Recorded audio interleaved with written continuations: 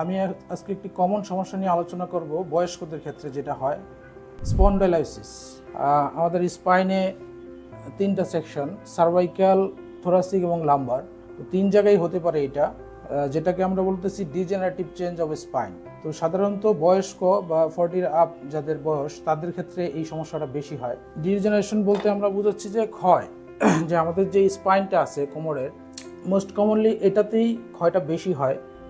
যেখানে আমাদের স্পাইনের লাম্বার স্পাইনের 5টা ভার্টিব্রা, এই 5টা ভার্টিব্রার যে জয়েন্টগুলো আছে বা যে বোনসগুলো আছে এগুলোতে ডিজেনারেটিভ চেঞ্জ শুরু হয়। সেটা সাধারণত বয়স বাড়ার সাথে সাথেই হয়, বাট কারো কারো ক্ষেত্রে দেখা গেছে এটা আর্লি ডিজেনারেটিভ চেঞ্জ চলে আসে। তো আর্লি ডিজেনারেটিভ চেঞ্জ কাদের হয়?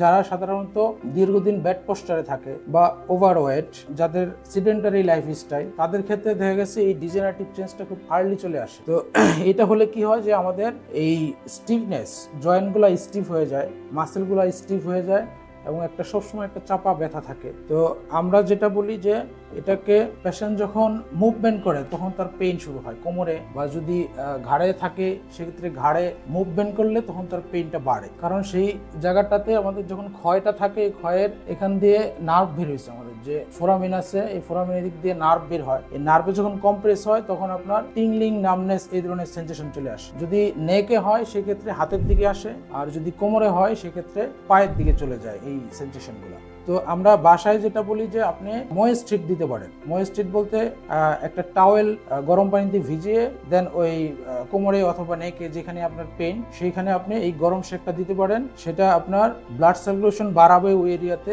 বাড়ালে আপনার মাসেলটা রিল্যাক্স হবে, জয়েন্টগুলো ফ্রি হবে, পেইনটা রিলিভ হবে। যাদের খুব বেশি ব্যথা আমরা বলি যে ফিজিওথেরাপি নিতে, কারণ ফিজিওথেরাপি সম্পূর্ণ সাইড ইফেক্ট মুক্ত, উইদাউট মেডিসিনে আপনার ভালো একটা রেমেডি দেয়। তো আমরা প্রিফার করি এই পেশেন্টদেরকে প্রপার ফিজিওথেরাপি নিতে। Thank you very much.